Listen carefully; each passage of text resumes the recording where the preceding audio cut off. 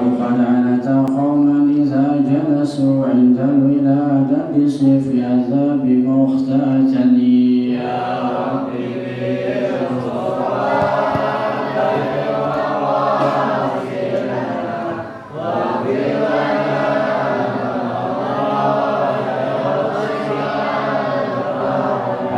الخصائص فاحفظها تكن أمنا من شر نار وسراق ومن محن يا ربي بالمصطفى بلغ مقاصدنا واغفر لنا يا واسع اللهم صل وسلم وبارك عليه. بسم الله الرحمن الرحيم. الفاتحة إلى حضرة حبيبنا وصاحب هذا الكتاب الشيخ محمد بن الشيخ محمد هاشم بن أشعري الله حفظه ويرحمه. شيء لله لنا وله ولهن الفاتحة. أعوذ بالله من الشيطان الرجيم. بسم الله الرحمن الرحيم. الحمد لله رب العالمين الرحمن الرحيم مالك يوم الدين. إياك نعبد وإياك نستعين اهدنا الصراط المستقيم صراط الذين أنعمت عليهم غير المغضوب عليهم ولا الضالين.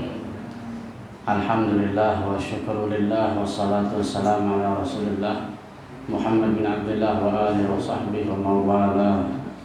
لا حول ولا قوة إلا بالله. رب اشرح لي صدري ويسر لي أمري واهد قلبي وسدد لساني بحق نبينا محمد صلى الله عليه وسلم. اللهم إنا نسألك الفتوح والمنوح والرسوخ وتوبة نصوح وصلاح الجسد والروح. Ini mic-nya empuk, mic-nya lagi empuk, enak. Ya hadir berubah lagi. Hah? Ini kitab. Kan zaman sekarang canggih. Bawa talenan, nggak bawa kitab, bawa talenan. قال المصنف رحمه الله تعالى ونفعنا به بعلومه في الدارين آمين يا رب العالمين. Halaman berapa itu? Sebelah kiri paling bawah ya. 5 baris dari bawah.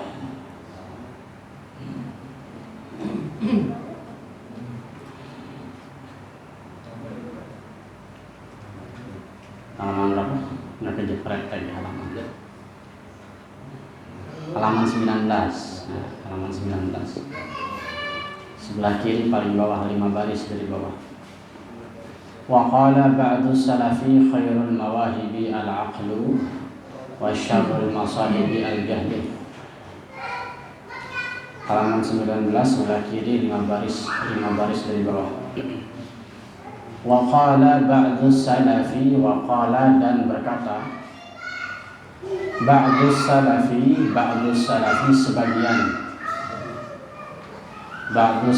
sebagian salaf, orang-orang yang terdahulu. Salaf itu istilahnya luas ya. Jadi salaf yang dimaksud di kitab-kitab kuning itu adalah ulama dari zaman Rasulullah sampai dengan abad ketiga Hijriah atau 300 Hijriah. Itu namanya salaf. Salaf itu artinya orang yang terdahulu. Kalau orang yang belakangan namanya khalifah. Para pengganti orang-orang yang ada di belakang namanya khalaf. Kalau di dalam istilah ilmu fikih ya, ketika imam itu batal wudunya, tiba-tiba lagi imam ini tuh, kenapa orang makmum kan, kabur dia, itu namanya ada istikhlaf, ya, menggantikan posisi imam. Nah, resiko nih kalau ada mihrabnya kayak gini, yang di sini yang maju. Karena kalau yang lain mentok tembok, ya kan?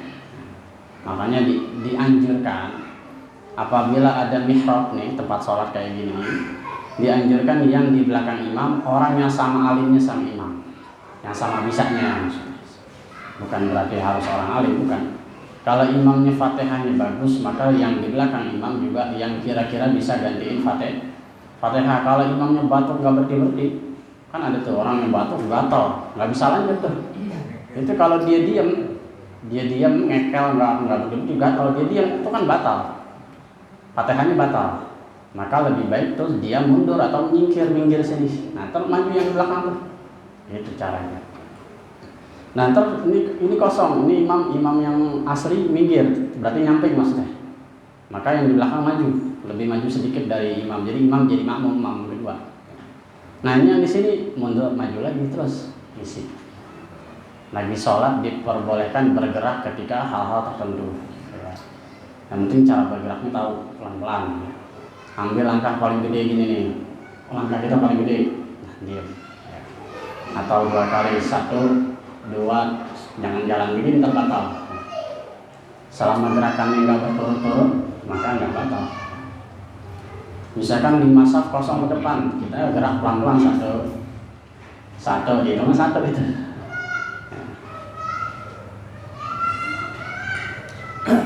Itu kalau ada mihrab. Kalau nggak ada mihrab ya kayak masjid-masjid besar. Masjid-masjid besar biasanya nggak perlu pakai mihrab ya, imamnya sudah ada di saf pertama, ya, yang lain ikut di belakang karena masjidnya lebar. Itu enak itu. Enaknya siapa aja bisa gantiin imam. Kalau imamnya batal karena lebar luas, yang paling pojok mau gantiin silakan. Imam batal nih, buang angin atau apa aja yang kira-kira imam harus keluar, maka yang mana nih yang gantiin, feeling aja udah kira-kira. Nah, tiba-tiba yang maju 3 orang ya 2-nya harus mundur, balik lagi ke tempat. Begitu selanjutnya. Makanya di masjid-masjid besar itu sudah ditunjuk yang namanya mana imamnya, mana istikhlafnya, penggantinya, mustakhlif. Begitu juga ketika khutbah Jumat, sering juga ada khotib yang bacaannya kurang fasih kalau jadi imam, tapi materinya bagus, maka dia khutbah tapi yang imamnya orang lain. Itu juga namanya istikhlaf, ya. Itu juga namanya istikhlaf, menggantikan posisi khotib, ya. Karena aslinya khotib itu imam, ya. Aslinya khotib itu adalah imam. Makanya bahasanya kita qulta li sahibika yaumal jum'ah wal imamu yakhtubu, ya kan? Bahasanya kan gitu. Sering dengar enggak Bilal Jumat? Ya qala Abu Hurairah radhiyallahu anhu atau an Abi Hurairah radhiyallahu anhu. Ada sebagian masjid kan gitu kan kalau Bilal sebelum Jumat, sebelum khatib naik mimbar, ya. Idza qulta li sahibika yaumal jum'ati ansit wal imamu yakhtubu. Dan imam sedang berkhutbah. Padahal yang berkhutbah khatib kalau kita ngomongnya. Tapi kalau di dalam hadis dan imam sedang berkhutbah. Karena hakikatnya yang berhak jadi imam adalah si khatib. Yang paling berhak jadi imam siapa? Ya khatib. Mau salat Idul Fitri, mau salat Idul Adha. Tapi ada sebagian imam yang materinya bagus karena dia seorang guru atau siapa aja. Tapi misalkan dirinya udah agak rontok, baca Fatihah kurang bagus, maka dia istikhlaf.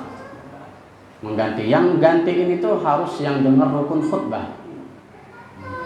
Ada berapa rukun khutbah? Rukun khutbah itu 5 yang wajib kita dengar. Pertama, alhamdulillah atau hamdalah. Enggak mesti alhamdulillah, misalkan hamdan wa syukranillah, apa aja yang sifatnya hamdulillah, yang sifatnya pujian kepada Allah. Itu harus kita dengar tuh. Dan harus didengar 40 orang dalam mazhab kita, ya. Yang kita tahu 40 orang. Kalau di kampung boleh 12 orang, boleh 20 orang, ya, yang kira-kira kampungnya terpencil. Mazhab Syafi'i, mazhab kita yang paling update itu 40 orang. Itu harus dengar tuh alhamdulillah yang pertama, atau apa aja yang hamdan lillah, hamdan wa syukranillah, yang jelas kalimat alhamdulillah. Yang kedua, wajib dengar Allahumma sholli ala Muhammad, itu wajib. Shalawat maksudnya. Kalau syahadat enggak sunnah, syahadat mau dipakai mau enggak sunnah. Jadi hamdalah, kedua shalawat, yang ketiga usini wa iyyakum bitaqwallah, atau apa aja lafaznya yang bersifat wasiat takwa. Usikum wa nafsi bitaqwallah, apa aja. Atau langsung khotibnya ngomong ittaqullah, bisa aja. Yang jelas adalah wasiat takwa, itu yang ketiga. Yang keempat, baca Quran, qiraatul Quran. Qiraatul Quran fi ihdahuma, di khutbah pertama atau di khutbah kedua. Nah, ini banyak yang nggak paham para khotib. Banyak yang jadi khotib tapi nggak paham fikih.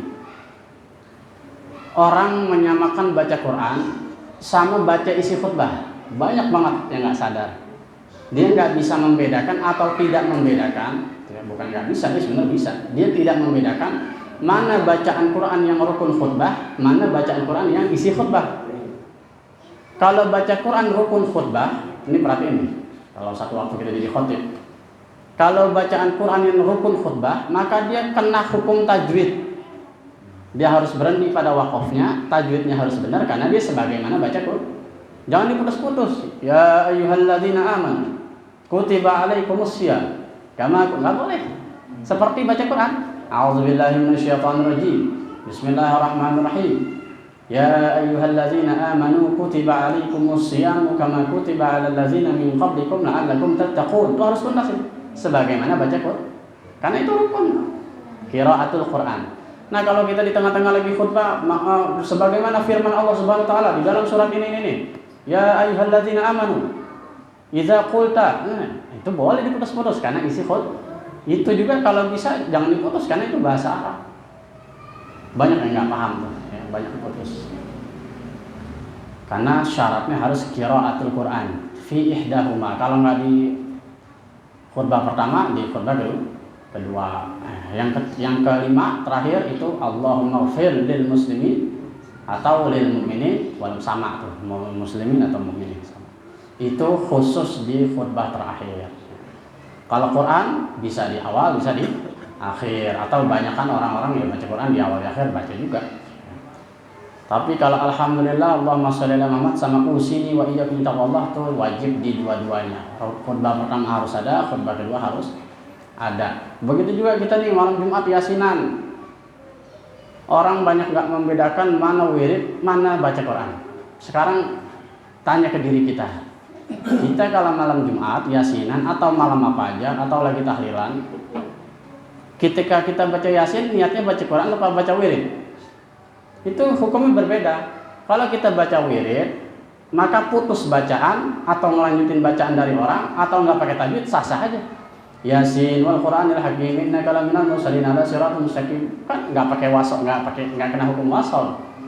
Harusnya kalau dibaca wasal, kalau baca Quran, Yasin wal Qur'anil hakim innaka laminal mursalin ala siratal mustaqim tanzilal azizir rahim litunzira.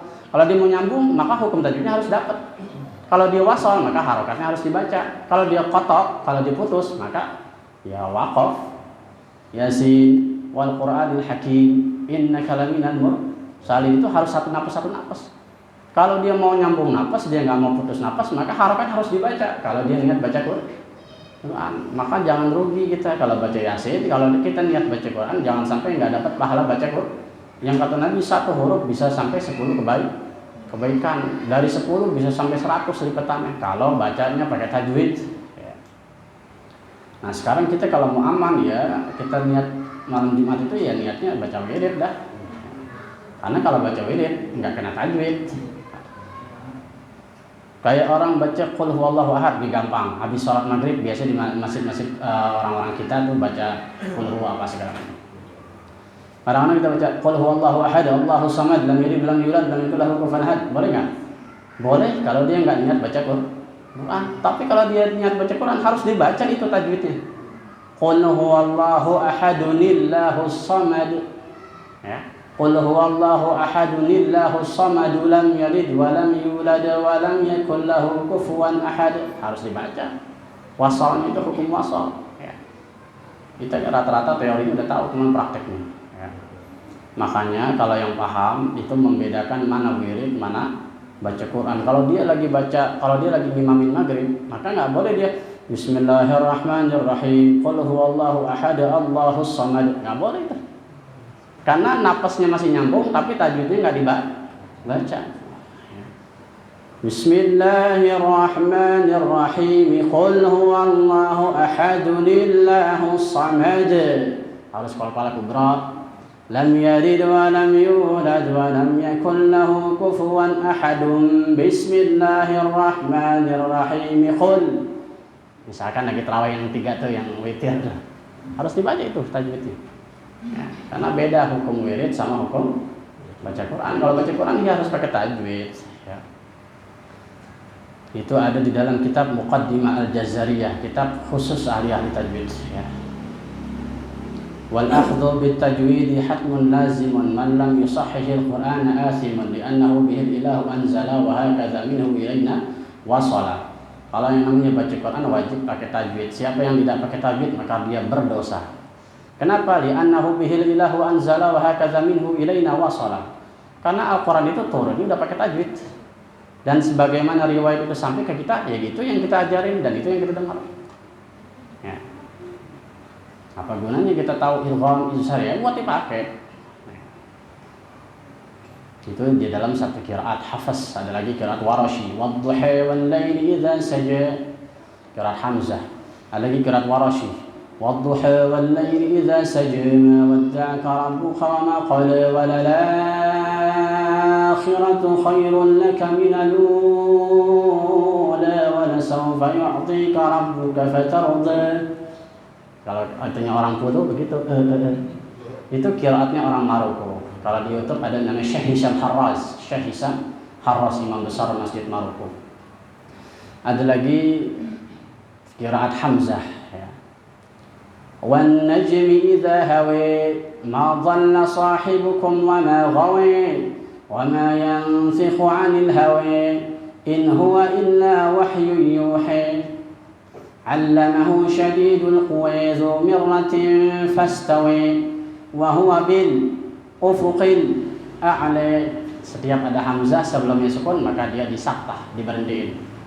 Wa huwa bil ufuqil a'la, saktah. Saktah itu berhenti sejenak tanpa mengambil nafas. Oh, qiraat itu banyak, ada 7.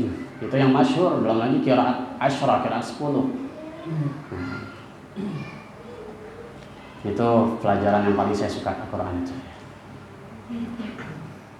Jadi ada salaf, ada kholaf. Salaf yang duluan, kholaf belakangan ya.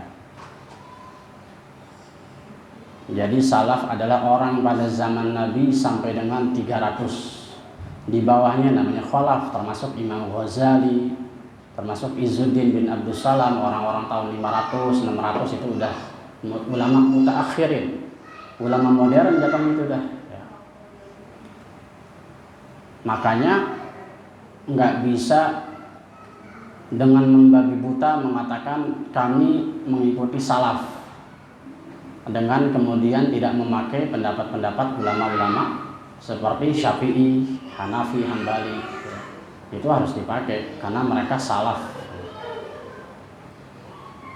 Bukan berarti yang namanya salaf hanya Nabi dan sahabatnya saja. Sekarang banyak kelompok mengatakan salaf tapi harus langsung kembali ke Quran dan hadis. Kalau kita awam kan repot nanti. Wa qala ba'du salafi, berkata sebagian salaf, khairul mawahibi, sebaik-baik pemberian Allah, karunia dari Allah, al-aqlu, adalah akal. Sebaik-baik. Jangan lupa ya. Kenapa manusia paling mulia dibanding yang lain? Karena satu, akal, nggak ada lagi. Wa syarrul masaibi al-jahlu, wa syarrul masaibi, dan seburuk-buruk musibah. Nah ini, seburuk-buruk musibah al-jahlu, kebodohan. Ya, gara-gara kebodohan, maka musibah menjadi sangat berlaku. Kebodohan itu banyak, bukan cuma masalah pintar, tapi bodoh itu bisa bodoh akhlak, bisa bodoh dalam hal bodoh kebaikan, ya. Bisa bodoh banyak. Al-jahil itu bodoh. Zaman dulu orang-orang disebut jahiliyah bukan mereka bodoh benar. Mereka tahu yang namanya bahan sutra dari Cina, bahan sutra dari India, mereka tahu orang-orang Arab itu orang-orang Mekah. Ya, tapi bodohnya mereka adalah yaitu anak perempuan dikubur hidup-hidup. Karena berpikir perempuan itu adalah aib. Kalau nggak ada perempuan nggak ada ibu ntar. Termasuk Umar bin Khattab pernah mengubur anaknya hidup perempuan ketika masih musyrikin. Itu jahiliyah namanya. Jadi bodoh itu bukan berarti bodoh dalam arti ya. Dengan kebodohan maka gedung bisa runtuh. Ya. Ada orang pintar, arsitek atau mandor atau apa aja tukang bikin satu masjid. Kemudian karena bodoh dalam hal akhlak dicolong-colongin ke besi-besinya. Akibatnya nggak kuat, sebulan 2 bulan habis diresmiin runtuh tuh masjid. Lihat nggak beritanya? Padahal yang meresmikan menteri kan. Malu-maluin aja. Berarti kebodohan itu bukan dalam arti ilmu. Banyak bodoh itu maknanya. Wa qala ba'duhum, dan berkata sebagian mereka, kalau ada kalimat sebagian dari mereka itu artinya maksudnya para ulama ya. Al ilmu amanun min kaidis syaitani. Ilmu adalah keamanan. Dari apa? Min kaidis syaitani, dari tipu daya setan. Nabi Yusuf begitu Siti Zulaikha membuka pakaiannya, wah jangan dibayangin. Seorang ratu, rambutnya sangat indah, badannya sangat indah, kulitnya sangat terawat dan sangat-sangat cantik. Ratu, minyak wanginya, parfumnya mahal, sutranya sutra sangat mahal sampai membentuk badannya. Begitu telanjang di depan Yusuf, siapa yang nggak mau? Ya, tapi Nabi Yusuf punya ilmu. Laula wa laqad hammat bihi wa hamma biha laula an ra'a burhana rabbih, kata Allah. Ketika Zulaikha sangat berhasrat ingin berzina dengan Nabi Yusuf, kalau Yusuf itu manusia biasa, maka dia juga pengen. Itu Quran nggak memungkiri hasrat seorang laki-laki. Wa hamma biha. Nabi Yusuf kalau dia manusia biasa, kalau dia nggak punya wahyu, dia juga pengen. Walaula an ra'a burhana rabbih. Tapi dia dapat tanda dari Allah. Ketika jantungnya berdebar, hampir tergoda ya, bukan tergoda, hampir tergoda karena Nabi. Dia lihat wajah bapaknya. Kemudian bapaknya itu Yakub mendekat, mukul dadanya. Dar. Di situ Nabi Yusuf itu gemeteran karena melihat bapak. Itu di dalam tafsir Jalalain. Falaula an ra'a burhana rabbih. Bayangkan. Karena punya ilmu dijaga oleh Allah. Begitu ngeblank Yusuf, maka yang dilihat adalah Nabi Yakub. Ya. Itu ilmu. Begitu juga para ulama banyak kejadian-kejadian kayak gitu. Amanun min kaidis syaitan. Nah tapi banyak orang berilmu kepengaruh ya, karena ilmunya pas lagi ditaruh dulu itu. Ilmunya taruh dulu dah, sayang kan. Kalau Nabi Yusuf itu langsung tandanya itu, bukan tanda yang dibuat-buat, langsung dari Allah. Bapaknya mukul dadanya, kita lagi bengong nih, terus dipukul, rasanya gimana? Sampai dikatakan di dalam tafsir seakan-akan angin itu keluar dari jari-jarinya. Saking kagetnya Yusuf dipukul sama, padahal bapaknya nggak tahu. Cuman di bayangan Yusuf itu ada bapaknya di hadapan dia. Hai Yusuf, jangan coba-coba, kata bapaknya. Terus dipukul dadanya, langsung brrr. Di dalam tafsir itu seakan-akan angin itu keluar dari jari-jari. Itu hawa nafsu. Hebat Nabi Yusuf. Kalau nggak dijagain begitu, ya kena juga gitu maksudnya. Itu Quran itu jujur. Hebat nggak Quran itu? Quran itu nggak memungkiri. Sama kayak Quran ngomongin khamar, ya kan? Khamar? Di dalamnya ada manfaat kan gitu ya.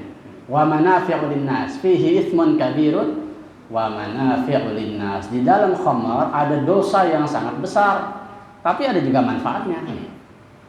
Jadi dosanya dulu disebutin, tapi manfaatnya nggak dibuang. Jujur nggak Quran? Kapan kita bisa minum khamar? Kalau lagi di kutub utara, minum aja nggak apa-apa, halal. Karena buat ngademin badannya. Kalau di sini ya panas, karena menyebabkan mabok. Ada lagi pendapat begini, saya punya dana besar sekian juta, saya mau investasi miras, boleh nggak? Nah hukumnya, ada seorang ulama Al-Azhar namanya Syekh Ali Rum'ah, mufti Mesir. Ditanya ada orang, kami punya dana sangat besar, tapi kami bertransaksi di dalam hal miras, hukumnya gimana?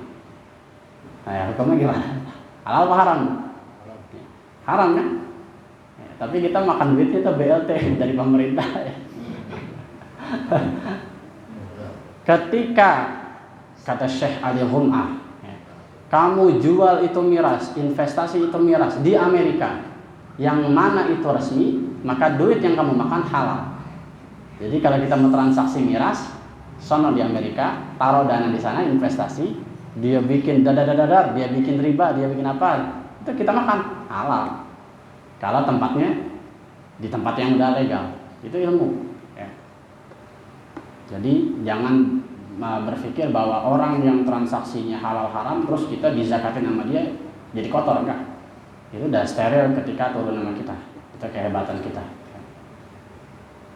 Nah, bagaimana kalau narkoba? Narkoba di sebagian negara resmi, tapi jenis-jenis tertentu. Gimana tuh kalau narkoba? Sama enggak sama miras? Beda. Kalau narkoba, ilat kerusakannya lebih jelas, lebih besar daripada miras. Kalau miras itu menghilangkan akal, tapi kalau narkoba bukan cuma menghilangkan akal, tapi merusak organ. Maka ilatnya lebih tinggi. Kalau kita jualan narkoba sama aja merusak bangsa. Bagaimanapun hukumnya haram. Mau di Amerika atau di sini sama. Karena di sana juga orang jualan narkoba diincar juga, sama aja. Kayak kan merobokok 3 tuh. Ya. Itu beda ya. Jadi ada hukum-hukum. Wa hirzun min kaidil hasud, dan penjagaan min kaidil hasud, dari tipu daya orang hasud. Nah, tipu daya orang hasud. Ada zaman Nabi namanya Ibnu siapa di dalam hadis Sahih Al-Bukhari ya. Itu gedek amat sama Rasulullah, gedeknya orang Yahudi. Nah, namanya siapa ya? Ada di dalam hadis Sahih Al-Bukhari ya. Lalu dia saking hasudnya sama Rasulullah, pengen Rasulullah binasa, disantet. Dibikin boneka, diaji-ajiin, ditusuk, keluar darah, dan Rasulullah sakit. Satu waktu si Aisyah ini bingung, Rasulullah kenapa nih? Kalau bangun nggak ngenalin saya, sampai bininya nggak dikenalin. Ketika Rasulullah, ya Rasulullah engkau kenapa ini? Kamu siapa? Begitu juga begitu Rasulullah mendatangi istrinya, itu disangka istrinya itu ketukar. Yang Hafsah dibilang Aisyah, Aisyah dibilang Hafsah. Sampai kayak gitu. Rasulullah matbub, disantet. Ada dalam hadis Bukhari. Ya, tapi beda kalau Rasulullah disantet bisa ngobatin diri sendiri, kalau kita kagak, butuh pertolongan pasti. Nah, satu waktu begitu udah lama, berjam-jam atau katakanlah sehari 2 hari, Rasulullah udah benar-benar nggak bisa bangun. Maka dipanggillah Sayyidina Ali bin Abi Thalib. Nah, ini bagi orang Syiah yang bilang Ali sama Aisyah bermusuhan, keliru dalam hadis ini, karena Aisyah yang manggil Sayyidina Ali. Wahai Ali, kamu temui ada sebuah sumur di daerah Ano, kamu lihat di sana ada bukhul. Kamu ambil bukhul itu, tapi jangan dibalas orang. Siapa ya Rasulullah yang melakukan itu? Ada orang Yahudi. Saya dikasih tahu oleh malaikat Jibril. Hebat. Begitu diambil, benar ada boneka yang udah berdarah.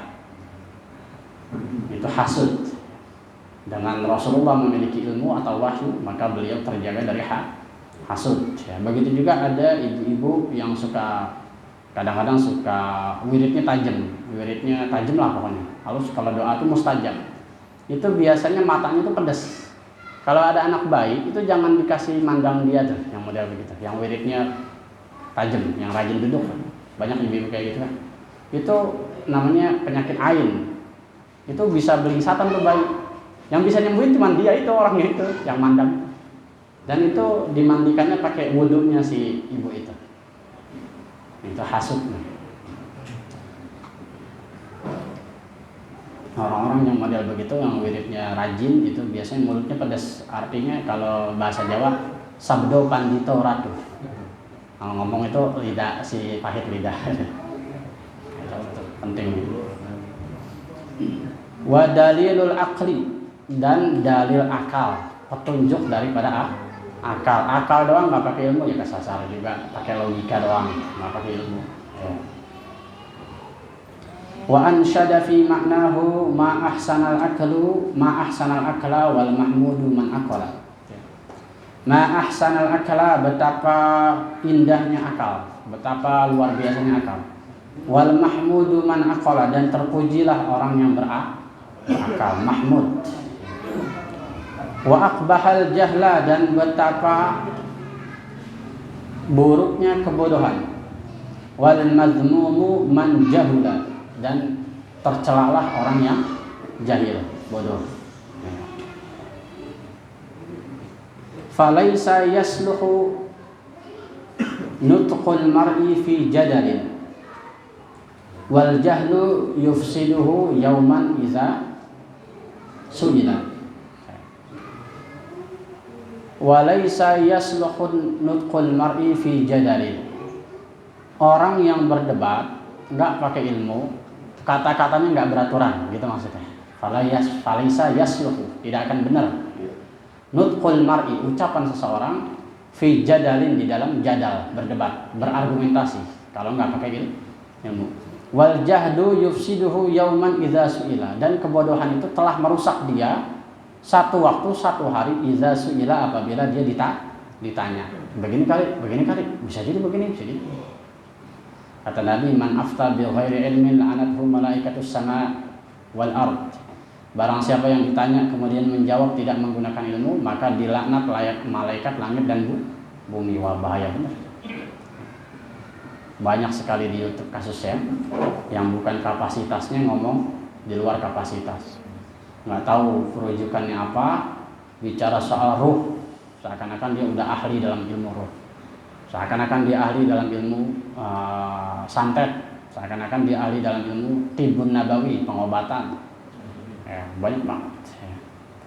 Itu bahaya sekali. Kita harus tahu tuh gurunya siapa deh. Wal ilmu asyrafu syai'in nalahu rajulun. Dan ilmu adalah semulia-mulianya sesuatu yang dapat diraih oleh seseorang. Man lam yakun fihi ilmun lam yakun rajula. Barang siapa yang tidak punya ilmu, maka nggak bisa dibilang laki-laki. Nggak punya ilmu tidak dibilang laki-laki. Ya kenapa? Karena bininya nanyanya sama dia. Dia nggak tahu nanya sama siapa. Orang yang tidak punya ilmu tidak dibilang laki-laki. Ini kalimat para alim ya, para ulama. Lam yakun rajula. Kalau para orang-orang dulu, orang-orang soleh, dibilang laki atau bencong itu dilihat dari ilmu. Sampai begitu sama anaknya segitu kerasnya. Kamu laki atau bukan? Kalau kamu nggak punya ilmu, kamu bencong. Sama ibunya sampai digituin. Ini kalimatnya ke situ maksudnya. Orang dulu ditekan sampai kayak gitu.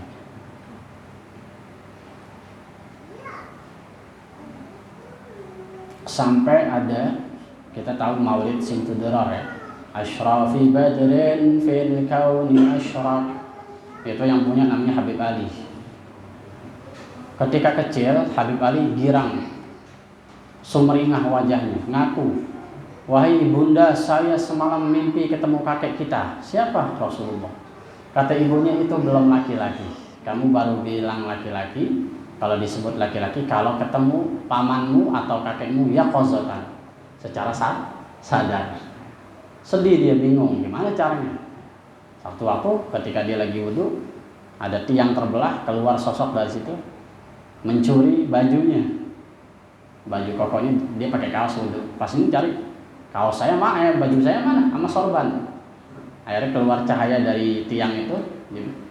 Siapa kamu? Saya kakekmu Muhammad Rasulullah. Sampai begitu orang dulu neken anak itu, mujahadah. Kalau kita ya, subuh kesiangan, maghrib ketiduran, emaknya nggak berani bangunin. Kalau orang dulu digebuk ya. Sampai ada seorang alim besar makan mangga dari kali. Cerita Habib Ali Simtudurar juga dalam manaqib Habib Ali. Makan mangga dari kali, mencret 3 hari. Kata ibunya, kamu makan apaan? Saya makan mangga. Mangga dari mana? Dari kali. Cari yang punya tuh, kalinya dari mana? Mana saya tahu, kali kan jauh.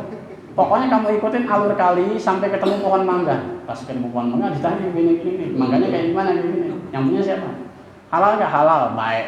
Orang dulu sampai begitu. Orang dulu ya. Orang sekarang nggak perlu kayak begitu.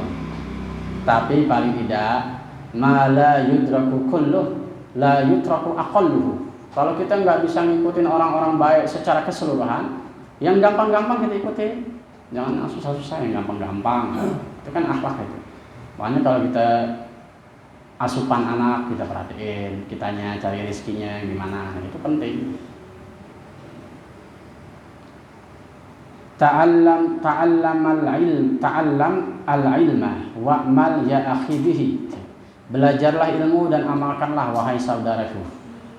Fal ilmu zainun, ilmu adalah perhiasan.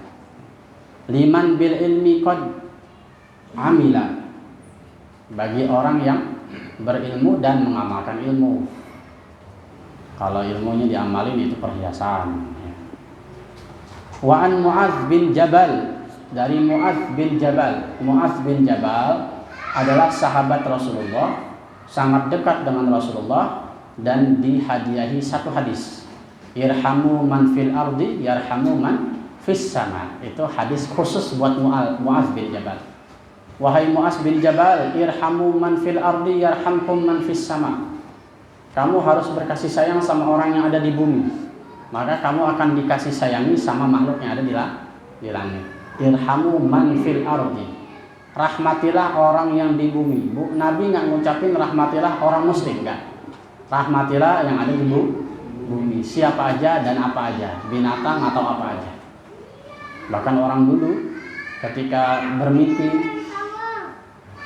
bermimpi Imam Ghazali, wahai Imam Ghazali, engkau dapat surga, hebat benar, posisimu luar biasa. Sebab apa? Sebab banyak ilmu, banyak murid. Oh bukan, kata Imam Ghazali, saya masuk surga yang demikian indah, satu waktu ada laler nempel di tinta saya, dia minum, saya diamin aja sampai dia kenyang, baru dia kabur. Itu kalau di tinta ya, kalau di makanan wajib diusir tinta itu. Kalau makanan diusir, karena 4 menit itu laler nggak bergerak, berarti udah ada virus itu makanan, bahaya. Awalnya diusir kalau di makanan. Mu'adz bin Jabal adalah sahabat Rasulullah yang nggak sempat lihat sakaratul maut Rasulullah karena lagi diutus ke Yaman di Hadramaut. Nah, orang-orang Hadramaut itu masuk Islam didikan Mu'adz bin Jabal. Ketika beliau pulang udah ganti khalifah. Khalifah siapa? Abu Bakar Siddiq. Rasulullah mana? Rasulullah dari makam. Mu'adz bin Jabal. Ta'allamul ilma, belajarlah ilmu. Fa'in apa ini?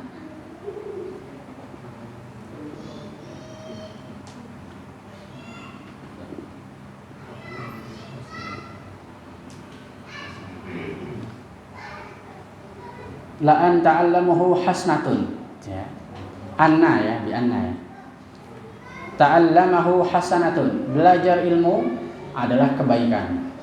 Belajar ilmu adalah kebaikan. Wa talabuhu ibadah, dan menuntut ilmu adalah ibadah.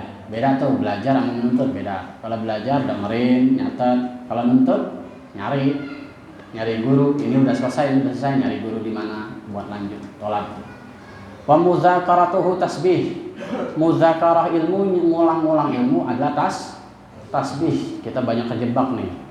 Lagi tasbih, lagi khotib, lagi khutbah kita muter tasbih. Lagi ngadain maulid muter tasbih. Lagi orang ceramah muter tasbih. Itu tasbih kalau kita dengerin ilmu. Kalau kita munakhosyah nanya-nanya itu namanya tasbih. Bukan tasbih dalam arti begini. Justru itu dilarang oleh Rasulullah. Ketika ada khutbah atau lagi ada ceramah kita itu dilarang, disuruh berhenti. Terus begitu ada adzan kita disuruh berhenti. Ketika ada orang salam disuruh berhenti, jawab salam dulu. Banyak yang salah tuh di situ. Muzakaratuhu tasbih. Muzakarah ilmu adalah tasbih. Kita belum tentu ketika begini tasbih kita sadar, tapi kalau pakai ilmu otomatis ketika muzakarah, ketika mendengarkan ilmu otomatis aktif, kecuali kita ngajinya tidur. Tapi kalau yang muter-muter tasbih belum tentu semuanya aktif. Begitu ya. Wal bahthu anhu jihad, membahas ilmu, membahas satu masalah, ini bagaimana? Ini bagaimana? Nanti bagaimana kalau begini? Itu jihad, adalah jihad. Bukan yang ngebom, bukan yang demo. Orang yang jihad mampu nggak dia membahas satu perkara masalah di masyarakat. Itu yang malas orang pikirin. Kalau demo di Monas orang banyak yang mau, tapi mikirin masyarakat siapa yang mau? Wa badluhu qurbah.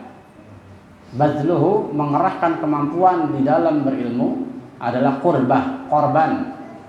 Orang yang mengerahkan kemampuan itu korban, meluangkan waktu, meluangkan pikiran.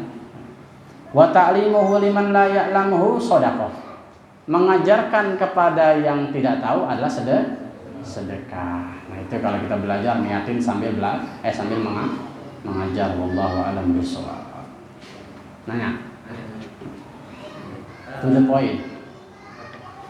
Pertanyaan tentang surah Al-Muzammil. Al-Muzammil orang-orang yang muslim. Nah, siapakah yang dimaksud orang-orang berselimut? Nah, terus mengapa itu kisahnya itu orang-orang berselimut itu siapa yang dikisahin, siapa yang diceritain orang yang berselimut? Ya ayyuhal muzammil itu bukan orang-orang, wahai orang yang berselimut satu, ya. Kecuali ya ayyuhalladzina, ya, atau ya ayyuhal muzammilun, wahai orang-orang yang, maksud ini ya ayyuhal muzammil isim mufrad satu orang, jadi jelas itu adalah Rasulullah, nggak ada lagi wahai orang yang berselimut. Pada saat itu kebetulan Rasulullah lagi tidur, itu dalam tafsir Zahiriyah. Tapi yang dimaksud berselimut di sini para ulama berbeda pendapat. Bisa dalam arti Rasulullah sangat alim, tapi belum berani menzahirkan Islam, maka dibilang berselimut. Ya, orang yang alim tapi belum berani menzahirkan Islam sama aja berselimut. Di balik keilmuan itu banyak mana. Itu Rasulullah, bukan orang-orang. Wahai orang-orang bukan, tapi wahai orang yang berselimut. Nabi satu orang.